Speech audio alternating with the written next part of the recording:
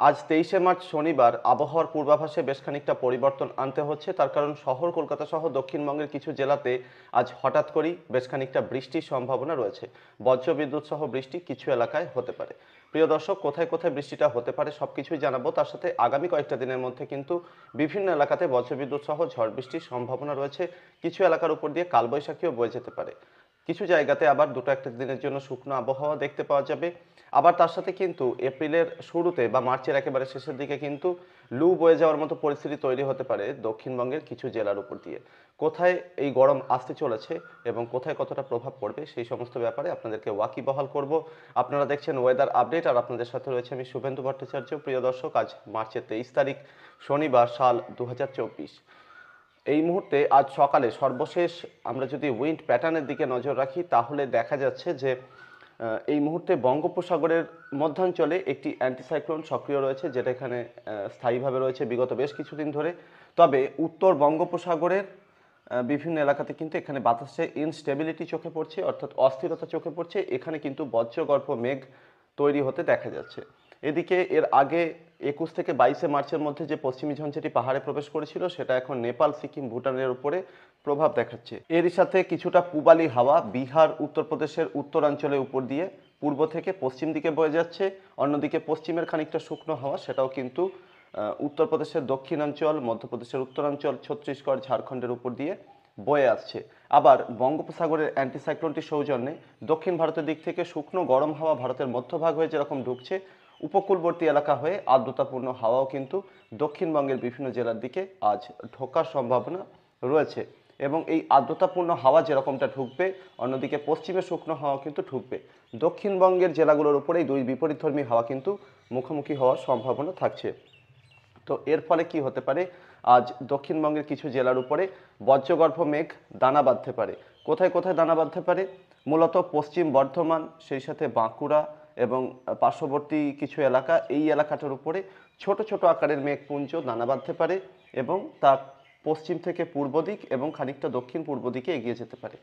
ফলে বাঁকুড়া, পশ্চিম বর্ধমান, পূর্ব বর্ধমান জেলার দক্ষিণ ভাগের একাংশ, নদিয়া জেলার দক্ষিণ ভাগের কল্যাণী, রানাঘাট এবং তার পার্শ্ববর্তী কিছু এলাকা, সেই সাথে হুগলি জেলার বিভিন্ন এলাকা, উত্তর চব্বিশ পরগনা জেলার বিভিন্ন এলাকা, শহর কলকাতা, পার্শ্ববর্তী হাওড়া, দক্ষিণ চব্বিশ পরগনা কিছু কিছু এলাকা, এই এলাকাগুলোতে কিন্তু আজ দুপুরের পরবর্তী সময় থেকে ধরে নেওয়া যেতে পারে যে বিকাল থেকে শুরু করে রাতের মধ্যে কিন্তু এখানে কোথাও কোথাও বিক্ষিপ্তভাবে বজ্রবিদ্যুৎ সহ বৃষ্টি চোখে পড়তে পারে, কোথাও একটু হাওয়া বয়ে যেতে পারে।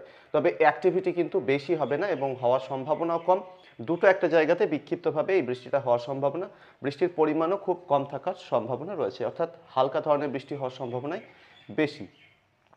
উত্তর ওড়িশার বালাসোর, জলেশ্বর, পার্শ্ববর্তী দীঘা, কোন্টাই, কাঁথি, এই এলাকাগুলোতেও স্থানীয়ভাবে কিছুটা মেঘ তৈরি হয়ে এখানেও ছিটেফোঁটা বৃষ্টি দিতে পারে।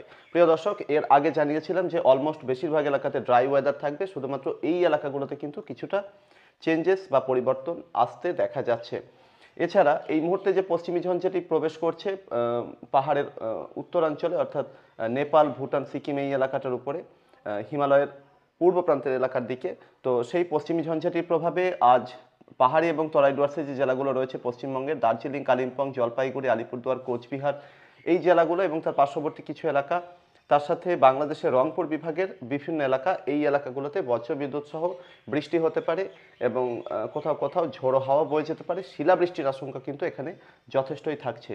তার সাথে বাংলাদেশের ময়মনসিংহ বিভাগ, সিলেট বিভাগের বিভিন্ন এলাকা, আসামের শিলচর, নীলামবাজার, করিমগঞ্জ সংলগ্ন এলাকা, আসামের উত্তরাঞ্চলের বিভিন্ন এলাকা, মেঘালয়ের বিভিন্ন এলাকা, এই এলাকাগুলোতেও আজ বজ্রবিদ্যুৎ সহ ঝড় বৃষ্টি চোখে পড়তে পারে। এখানেও কিন্তু শিলাবৃষ্টির আশঙ্কা যথেষ্টই থাকছে। আজ 23শে মার্চ মোটামুটি সন্ধ্যার পরবর্তী সময়ে বা বেশি রাতের দিকে ত্রিপুরার রাজধানী আগরতলা সহ ত্রিপুরার বিভিন্ন এলাকাতে ছড়িয়ে ছিটিয়ে বিক্ষিপ্তভাবে হালকা থেকে মাঝারি ধরনের বৃষ্টির সঙ্গে বজ্রবিদ্যুতের প্রাবল্য লক্ষ্য করা যেতে পারে। শিলাবৃষ্টি এবং ঝোড়ো হাওয়ার আশঙ্কাও এখানে থেকে যাচ্ছে। আগামীকাল 24শে মার্চ ত্রিপুরার বিভিন্ন এলাকা এবং তার পার্শ্ববর্তী বেশ কিছু এলাকা, চট্টগ্রাম বিভাগের বিভিন্ন এলাকা, এই এলাকাগুলোতেও বজ্রবিদ্যুৎ সহ বৃষ্টি চোখে পড়তে পারে আগামী 24শে মার্চ।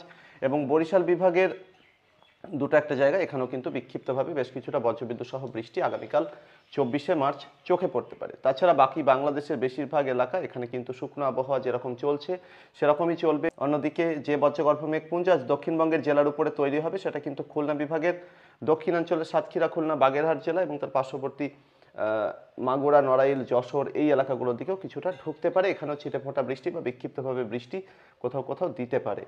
তো এই পরিস্থিতি থাকার সম্ভাবনা রয়েছে। আগামীকাল মার্চের 24 তারিখ শহর কলকাতা সহ দক্ষিণবঙ্গের বেশিরভাগ জেলা, উত্তরবঙ্গের মালদা এবং দক্ষিণ দিনাজপুর জেলা, তার সাথে ঝাড়খণ্ডের বিভিন্ন এলাকা, এই এলাকাগুলোতে কিন্তু শুকনো আবহাওয়া চলবে। একইভাবে শুকনো আবহাওয়া চলবে বিহারের বিভিন্ন এলাকা এবং তার পার্শ্ববর্তী বিভিন্ন এলাকাতে, অর্থাৎ এখানে কিন্তু পশ্চিমের শুকনো হাওয়ার প্রভাব বেশি থাকবে। এর ফলে কি হবে, গতকালকের তুলনায় আজ কিন্তু তাপমাত্রা বাড়বে। দুপুরের তাপমাত্রা বিভিন্ন এলাকাতে বাড়তে দেখা যাবে। ঝাড়খণ্ড, পশ্চিমবঙ্গের বিভিন্ন এলাকা, পার্শ্ববর্তী বিভিন্ন এলাকাতে তাপমাত্রা বাড়বে। আগামীকাল 24শে মার্চ কিন্তু আরও এক ধাক্কায় 2 থেকে 3 ডিগ্রি সেলসিয়াস বেড়ে শহর কলকাতার তাপমাত্রা আগামীকাল মোটামুটি 33 থেকে 34 বা 35 ডিগ্রি সেলসিয়াসের আশেপাশে চলে আসতে পারে। পশ্চিমাঞ্চলে বিভিন্ন জেলাতে 35 থেকে 36 ডিগ্রি সেলসিয়াসের আশেপাশে টেম্পারেচার চলে আসতে পারে। ঝাড়খণ্ডের বিভিন্ন এলাকাতেও কিন্তু 36 থেকে 37 ডিগ্রি সেলসিয়াসের আশেপাশে টেম্পারেচার চলে আসতে পারে। তবে এই যে তাপমাত্রার ঊর্ধ্বগতি শুরু হচ্ছে আজ থেকে বা গতকাল থেকেই শুরু হয়ে গেছে, এই তাপমাত্রার ঊর্ধ্বগতিকে কিন্তু আবারও আটকে দেবে পশ্চিমী ঝঞ্ঝা। তার কারণ হলো একটার পর একটা পশ্চিমী ঝঞ্ঝা পাহাড়ের দিকে আসবে। এর আগে বিভিন্ন পূর্বাভাসে জানিয়েছিলাম। তো এর পরবর্তীতে মার্চের 25 তারিখ থেকে কিন্তু আবারও অ্যাক্টিভিটি শুরু হয়ে যাবে ঝাড়খণ্ড, বিহার, ওড়িশা, সেই সাথে পশ্চিমবঙ্গের বিভিন্ন এলাকা, বাংলাদেশ, ত্রিপুরা, আসামের বিভিন্ন এলাকাতে।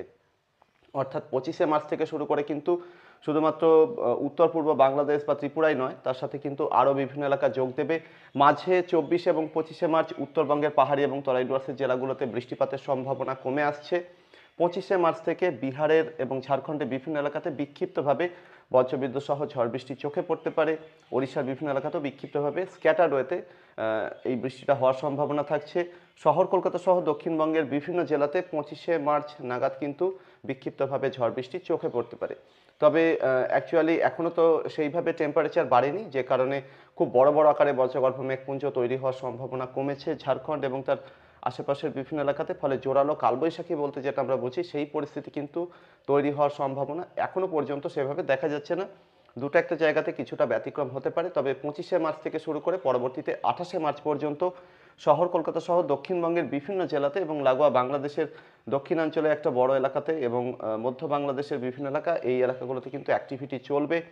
25শে মার্চ থেকে শুরু করে 28শে মার্চের মধ্যে কিন্তু দক্ষিণবঙ্গের তুলনায় বাংলাদেশের বিভিন্ন এলাকা, ত্রিপুরা এবং তার পার্শ্ববর্তী আসামের শিলচর, নিলামবাজার, করিমগঞ্জ এই এলাকাগুলোর দিকে এখানে কিন্তু অ্যাক্টিভিটি বেশি হবে। আবারও বলছি, দক্ষিণবঙ্গের তুলনায় বাংলাদেশে কিন্তু অ্যাক্টিভিটি বেশি হবে এবং বাংলাদেশের বিভিন্ন এলাকার উপর দিয়ে কিন্তু কালবৈশাখীর মতো পরিস্থিতি তৈরি হতে পারে। মার্চের 25 বা 26 তারিখ থেকে শুরু করে 28 তারিখের মধ্যে এই সম্ভাবনা বিভিন্ন এলাকার জন্য থাকছে বাংলাদেশের। খুলনা, ঢাকা বিভাগ, চট্টগ্রাম বিভাগের বিভিন্ন এলাকা এবং তার পার্শ্ববর্তী আরও বেশ কিছু এলাকা, এই এলাকাগুলোতে কিন্তু এই সম্ভাবনা থেকে যাচ্ছে। পার্শ্ববর্তী ভারতের ত্রিপুরা, অন্যদিকে বরিশাল বিভাগের দুটো একটা জায়গায় এখানেও কিন্তু এই ধরনের সম্ভাবনা তৈরি হতে পারে। তাই যথেষ্ট প্রিকশন বা সাবধানতা নেওয়ার প্রয়োজন রয়েছে। আর এর পরবর্তীতে কি হবে, মার্চের 29 তারিখ থেকে কিন্তু আবারও যে সমস্ত ওয়েদার সিস্টেমগুলো সেগুলো দুর্বল হতে থাকবে। পশ্চিমের হাওয়া লাগাতার জোরদার হতে থাকবে এবং এই সময়টাতে কি হতে পারে, ভারতবর্ষের বেশিরভাগ এলাকা জুড়ে কিন্তু তাপমাত্রা ঊর্ধ্বমুখী হতে দেখা যাবে। মার্চের 25 বা 26 তারিখ থেকে উত্তর ভারতের বিভিন্ন এলাকার সাথে সাথে পূর্ব ভারতের দিকে একটু একটু করে তাপমাত্রা বাড়তে থাকবে এবং উত্তরপ্রদেশের বিভিন্ন এলাকা, বিহারের বিভিন্ন এলাকাতে কিন্তু লু বয়ে যাওয়ার মতো পরিস্থিতি শুরু হয়ে যাবে মার্চের 27 বা 28 তারিখ থেকে। এবং যখন পূর্ব ভারতের দিকে বৃষ্টিপাতার পরিস্থিতি বন্ধ হয়ে যাবে তখন কিন্তু পশ্চিমের হাওয়া ঢুকে পড়বে এবং প্রচুর পরিমাণে শুকনো হাওয়া ঢোকার জন্য ময়েশ্চারকে শুষে নেবে এবং রোদের তেজ অত্যন্ত বেড়ে যাবে। এর ফলে আশঙ্কা করছি যে মার্চের 29 বা 30 তারিখ থেকে কিন্তু ঝাড়খণ্ডে উত্তরাঞ্চলে দুমকা, মধুপুর, ধানবাদ এবং এর পার্শ্ববর্তী বিভিন্ন এলাকা, এই এলাকাগুলো, বিহারের বিভিন্ন এলাকা, তার সাথে সাথে গাঙ্গেয় দক্ষিণবঙ্গের বীরভূম জেলা এবং তার পার্শ্ববর্তী বিভিন্ন এলাকা, অন্যদিকে পশ্চিম মেদিনীপুর, পুরুলিয়া, ঝাড়গ্রাম এই এলাকাগুলোর উপর দিয়ে কিন্তু লু বয়ে যাওয়ার আশঙ্কা থাকছে মোটামুটি মার্চের 30 এবং 31 তারিখ নাগাদ এইরকম একটা সময় থেকে। আর শহর কলকাতা সহ দক্ষিণবঙ্গের বাকি বিভিন্ন জেলাতে তাপমাত্রা বাড়বে। দক্ষিণবঙ্গ লাগোয়া বাংলাদেশের রাজশাহী, খুলনা বিভাগের বিভিন্ন এলাকা এবং তার পার্শ্ববর্তী বিভিন্ন এলাকাতেও কিন্তু উল্লেখযোগ্যভাবে তাপমাত্রা বাড়বে এই সময় থেকে। পরিস্থিতি যেটা থাকার সম্ভাবনা রয়েছে যে এপ্রিলের শুরুতেও মোটামুটি এপ্রিলের 1, 2, 3 এই সময়টাতেও কিন্তু লাগাতার পশ্চিমের শুকনো হাওয়া বা লু বয়ে যাওয়ার মতো পরিস্থিতি থাকবে। তাই শহর কলকাতা সহ দক্ষিণবঙ্গের বিভিন্ন জেলাতে এই সময় তাপমাত্রা অত্যধিক হারে বেড়ে যাওয়ার আশঙ্কা থাকছে। 40 ডিগ্রি সেলসিয়াসের গণ্ডিও কিন্তু এই সময় টপকে যাওয়ার আশঙ্কা কোথাও কোথাও তৈরি হতে পারে। উত্তর ঝাড়খণ্ডের বিভিন্ন এলাকা, বীরভূম জেলার দুটো একটা জায়গায় এখানে কিন্তু মোটামুটি মার্চের 30 বা 31 তারিখ থেকে শুরু করে এপ্রিলের 3 তারিখের মধ্যে 40 ডিগ্রি সেলসিয়াস তাপমাত্রা কিন্তু এখানে কোথাও কোথাও ছুঁয়ে যাওয়া বা তার গণ্ডিকে অতিক্রম করে যাওয়ার আশঙ্কাও কিন্তু তৈরি হতে পারে। তো এই ছিল আগামী কয়েকটা দিনে আবহাওয়ার সম্ভাব্য পরিস্থিতি। আপনার এলাকাতে আবহাওয়ার বর্তমান পরিস্থিতি কেমন রয়েছে সেটা চ্যানেলে কমেন্ট বক্সে অবশ্যই লিখে জানান। তার সাথে আপনার প্রশ্ন এবং মতামত থাকলে কমেন্ট বক্সে রাখতে পারেন। ভিডিওগুলিকে যতটা সম্ভব লাইক এবং শেয়ার করে দিতে, চ্যানেলটিতে নতুন হয়ে থাকলে সাবস্ক্রাইব আর ফলো করে নিন। ইউটিউবের পাশাপাশি এখন কিন্তু ফেসবুকে ওয়েদার আপডেট আসছে, ওয়েদার আপডেট নামে পেজ রয়েছে, সেটাকে সার্চ করে চ্যানেলটিকে ফলো করে রাখতে পারেন। পরবর্তী আপডেটে আবারও ফিরে আসবো। ধন্যবাদ।